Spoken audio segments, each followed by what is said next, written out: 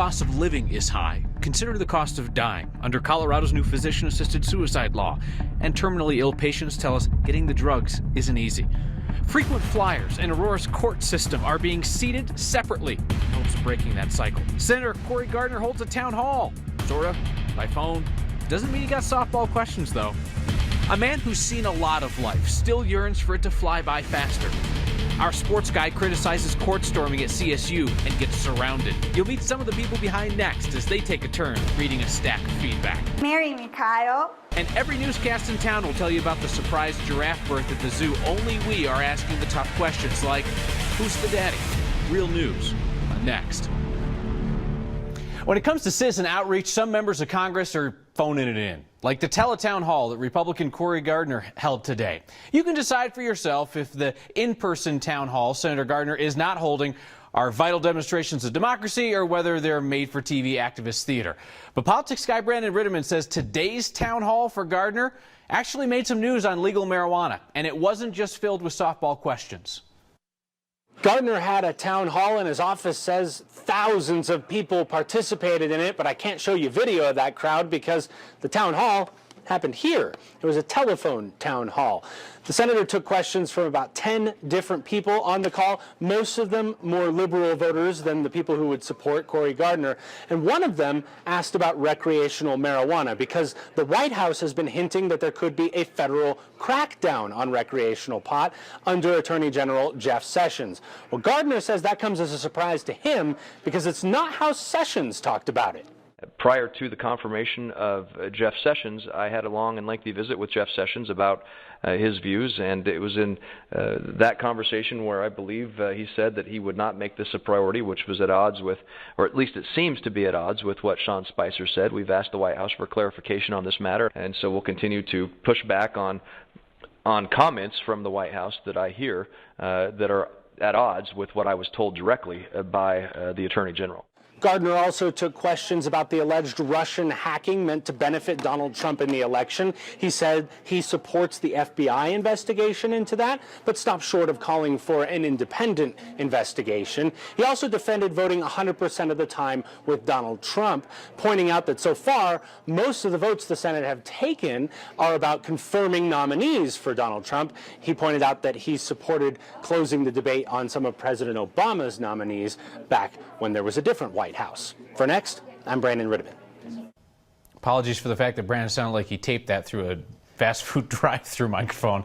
That town hall lasted about 45 minutes today. Senator's office says 5,000 people signed up to get the call, and then they cold called another 100,000 people offering a last-minute invite. Even though they don't always teach cursive in school anymore, you still have to know how to sign your name, if only so you can pick out the forgeries when someone else signs your name to get a politician on the ballot in Colorado. Take a look at some petitions that were turned in last year to help a U.S. Senate candidate get on the ballot. Those are not those petitions. I apologize. We've got some wrong video there. But it was some honest-to-goodness shoe leather journalism, the anti-fake news that uncovered dozens of fake signatures last year. And the woman who turned in the petitions was arrested. She pleaded guilty to forgery. Tomorrow, state legislators are going to debate a bill that give the Secretary of State permission to check the signatures, make sure that you're actually the person who signed it. We only verify the address, the name, and things of that nature, not the actual signature. So all that stuff's public record. You can go in there and write in someone's address and scribble a signature. How would you know unless we actually do the verification? It's not unheard of. City of Denver already checks signatures on petitions. They have you sign an iPad instead of paper. On the state level, they only verify signatures after Election Day when you turn in your ballot. I'm Steve Stager. We now know that there are at least 2 doctors and a pharmacist willing to prescribe the medication under Colorado's new Right to Die law. Back in January, we introduced you to Herb and his wife, Kathy. Kathy has end-stage COPD, and she wanted the prescription, but was having trouble finding a doctor to prescribe it. After our story aired, a doctor contacted Kathy and agreed to see her. That doctor signed off and referred her to another physician who also signed off on Kathy's prognosis and mental state. The prescription, Seconal sodium, cost nearly $4,000. It is a pill that Kathy says she may never use. She put on 4 pounds since the second doctor visit. Just knowing that she has a way out that's not going to be filled with pain, I think has gotten a lot of the stress out of her life. Just knowing that it's here is good enough for me. You know, hopefully I won't have to use it. Now, doctors can opt out of prescribing the medication. Many hospital systems are doing the same. In fact, UC Health and Kaiser are the only two systems locally that have said that they've opted into the program. And so we talked to the Colorado Association that handles insurers today just about the price of that medication. Yeah. They say those insurance companies are actually looking at whether or not to cover it. They have no legal obligation to cover that because there is no expressed health benefit from that drug. Boy, and I know that was touched on a little bit when we had the debate in the state about the bill, but the idea that cost would be a barrier to somebody who wants to avail themselves of this new right, that's a whole new discussion. Especially in Kathy's position where it's something that's sitting on a shelf, may not be used. She may never touch it. $4,000. All right, Steve, thank you. Enter any courthouse and you'll hear people asking for directions. It's true, because most people who go to court aren't there all the time. There are those habitual offenders. Let's just say they're not asking for directions around the courthouse. But our Ryan Harrer found that they are being directed into a new program in Aurora. The judges hope will make them less familiar faces. The biggest reason why we are judges is to help people, to try to change behavior so that they're not in the court system. For presiding judge of Aurora Municipal Court, Sean Day, the goal has always been the same, but the approach changed recently. There was a particular population within our criminal justice system that was kind of falling through the cracks. They were not benefiting from the traditional sentences that were imposed by our court. A couple of years ago, the court identified about 500 court regulars, habitual offenders, people frequently contacted by police or emergency responders, and people frequently finding themselves in front of the likes of Judge Day. The cost of incarceration, the cost of providing health care through the emergency rooms. When you add all of that up, there's a huge cost to all of that. And that is why Aurora introduced what's known as Wellness Court. And when you see somebody change their life the way that they are, you can't put a price tag on that. Some court regulars are given a chance to dive headfirst into change. Built a program that was designed to help people become stable, become sober, manage their mental health, so that they could become productive members and respected members of our community. Offenders accepted into the program have 5 stages to move through. The court partners with the Comitas Crisis Center for help with housing, job searches, and drug treatment. They'll get individualized and group mental health counseling as well. And just a couple of weeks ago, Judge Day is proud to say someone finally completed all 5 stages. He bought in from day one. He was what we call a rock star. After 14 months of trying to turn his life around. We're very, very proud of him, and we're very proud to help him, change his life. For Next, I'm Ryan Harrer. Certainly not every defendant qualifies. The program is not intended for violence-related charges or for suspects who have mental issues. And if a program participant doesn't complete the steps, they're sent back to regular court for sentencing. Quick update now on a story that we brought you last week. We told you that Rick Crandall, the founder of the Colorado Freedom Memorial in Aurora, is working on a new project to honor the servicemen and women buried overseas. He asked American cemeteries in the 8 countries where Coloradans are buried abroad to send a sample of soil back here to be included at the Colorado Freedom Memorial. And he now has soil back from 4 different memorials: North Africa, Musargan, Henri Chapelle, and Luxembourg.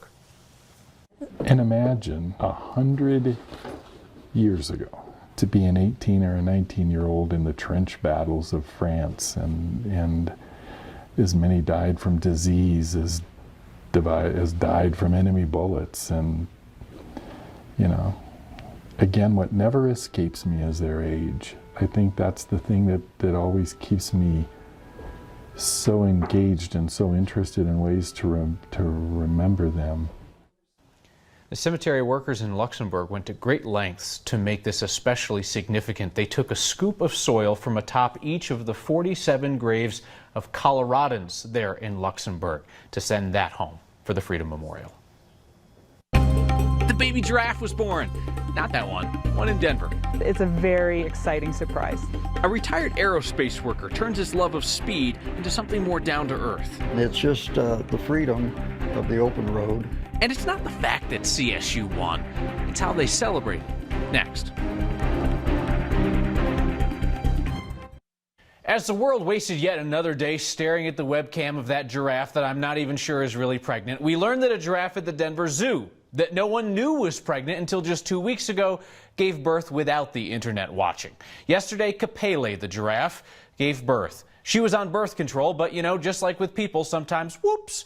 And so meet Dobby, 1 day old and already making eye contact with the camera like a boss. Little bundle of joy is 5 feet tall, weighs in at 73 pounds. Whole thing is like an episode of that TLC show, I Didn't Know I Was Pregnant. So giraffes are pregnant for 15 months before giving birth, and Dobby's mother kept it on the down low until just the last 2 weeks. Zookeepers weren't expecting her to be expecting for some obvious reasons. Was on birth control, so it was not a planned baby, but we welcome him all the same. And there's no need to call Maury to determine the paternity. There is only one male giraffe at the zoo. He's the one licking the pole there. His name is Dikembe, named for former Nuggets player Dikembe Mutombo, who's famously known for saying, "It's not important what he said. This is about the giraffe." And Dobby is out of sight at the zoo for now, with its mom Kapele just hanging out, doing giraffe stuff, perhaps watching that live stream.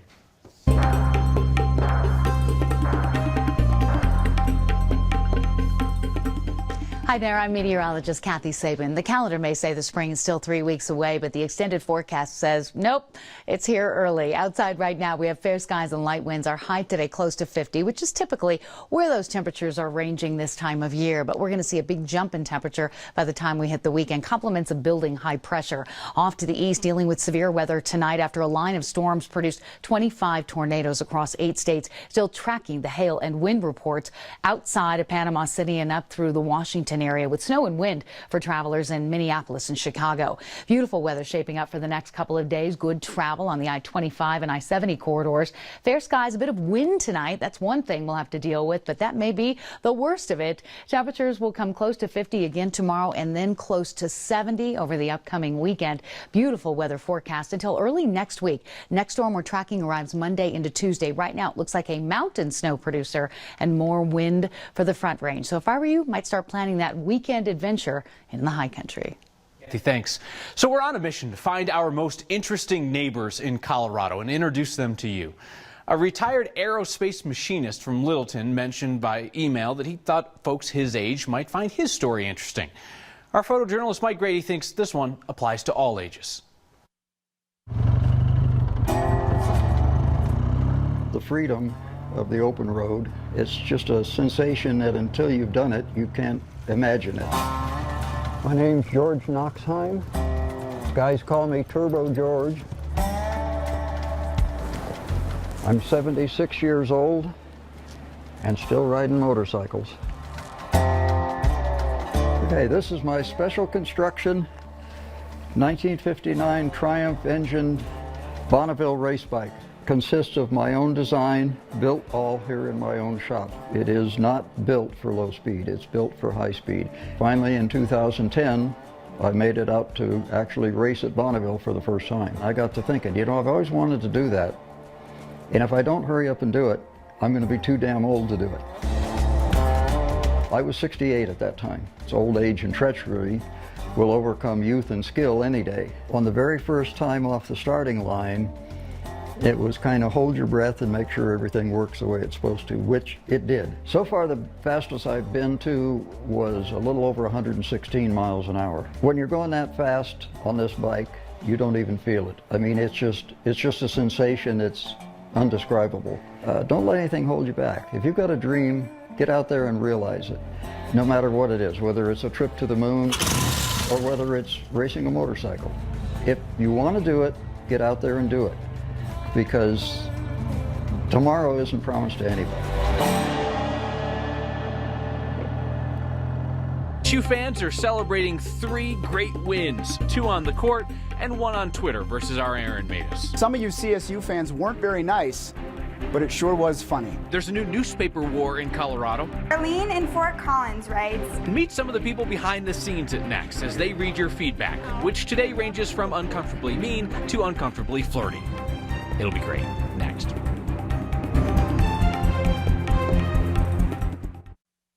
Our sports guy Aaron Matus got himself in a little Twitter trouble last night. We can relate. CSU fans stormed the court in Fort Collins after a last-second border war win over Wyoming.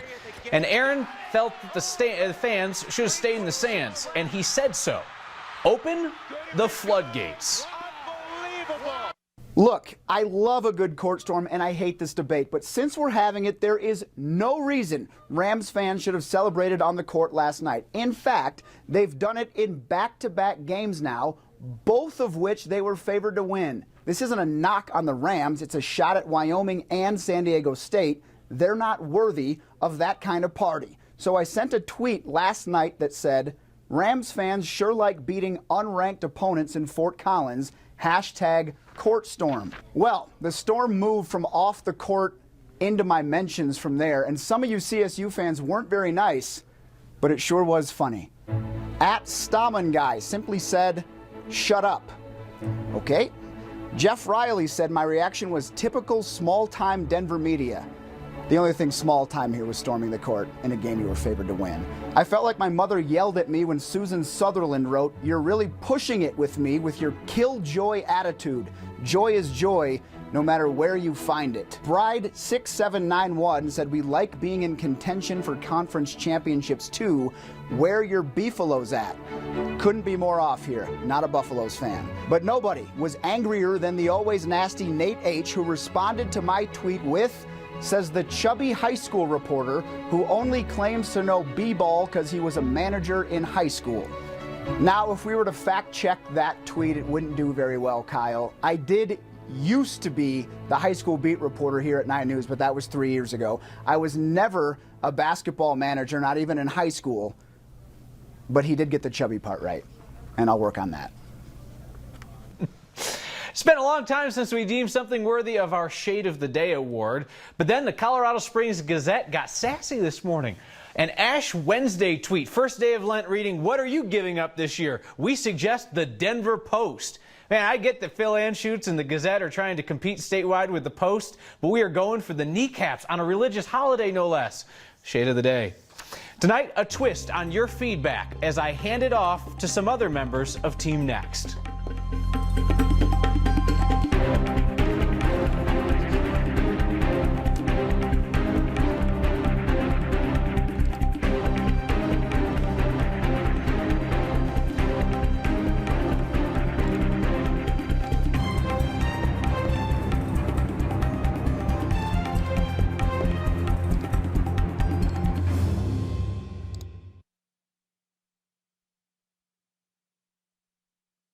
All the emails and the tweets that you send us, they don't just come to me. Everybody on Team Next gets to see them, and tonight, they get to read them.